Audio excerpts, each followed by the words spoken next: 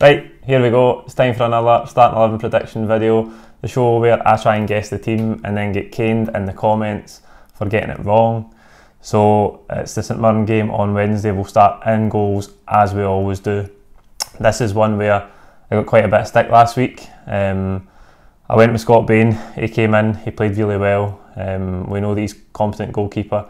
He did 4 or 5 saves in the space of 10 seconds. Didn't have a lot to do other than that, but what he done well on Saturday.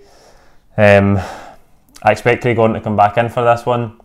Again, what I said last week was, I think that because the Brendan Rodgers style is so dependent on building from the back, we've seen that Craig Gordon can't really do it as well as we would like. He's not going to get any better. It's been 2.5 years now. So I think Scott Bain's due a run in the team. It's not that we're sacrificing shot stopping, because all that matters is the goalkeeper can pass the ball. Of course, the goalkeeper has to be a good shot stopper and a good all-round goalkeeper first and foremost, but I think Scott Bain is that. We've seen his qualities in the past year at the club, so I think he's merited a run in the team, but I expect Gordon to come back in against St Mirren on Wednesday. On the right back, we've seen Anthony Ralston there on Saturday. I expect him to play, and he did. Got the sponsor man of the match, but he did pick up an ankle knock. Brendan Rodgers said the club are assessing it, so I expect Mikael Lustig to come back in at right back for this one. I don't need to say anything else about the right back situation. Everybody can see it, apart from the board, it would seem, because we haven't signed one yet. But Lustig will come back in for this one, and we'll cross our fingers that we get a right back over the line in the next 10 days, because it's absolutely massive for us, massive. So into centre half, and the reliable partnership will be back as it was on Saturday. Dedrick Boyata alongside Filip Benkovic. Don't need to say too much on that. We know all about those two, and hopefully we can get them together, even if it is just for the last 6 months of the season, because they're both going to go their separate ways come May. On a left back, and Izagiri, this is another one that I took a bit of stick for in last week's starting 11 prediction. I'm not going to go into it again. I don't think he's good enough anymore, but he's all we've got just now. Kieran Tierney's not expected to be back for at least another month. But just to emphasise how bad the recruitment has been recently, we're probably going to start this game with Mikael Lustig at right back and Emilio Izagiri at left back. That's our fullbacks from 2012. 2012. This is 2019, and we've got the same fullbacks. Anyway, on the midfield.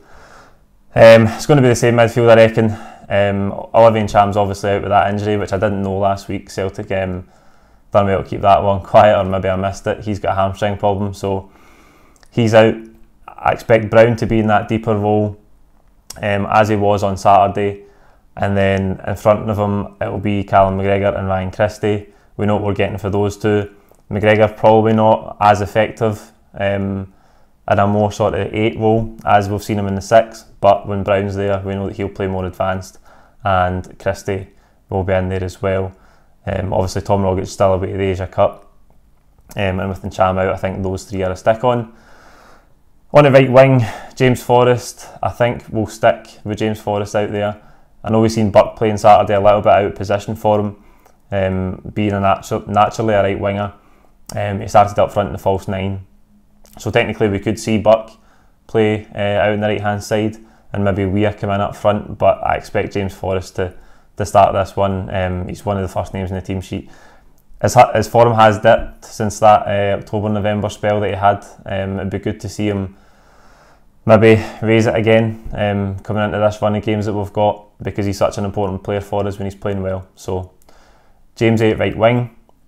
On the left hand side it'll be Scott Sinclair. I don't think there's any surprises with that one. He had a mixed afternoon on Saturday. Obviously we've seen the penalty miss, we've seen the open goal that he missed after that, but as I said, he didn't let his head go down. He got his 2 goals, and he should have had 3. Having seen that offside back, it was a shocker. He wasn't even nearly offside. He was at least 2 yards on.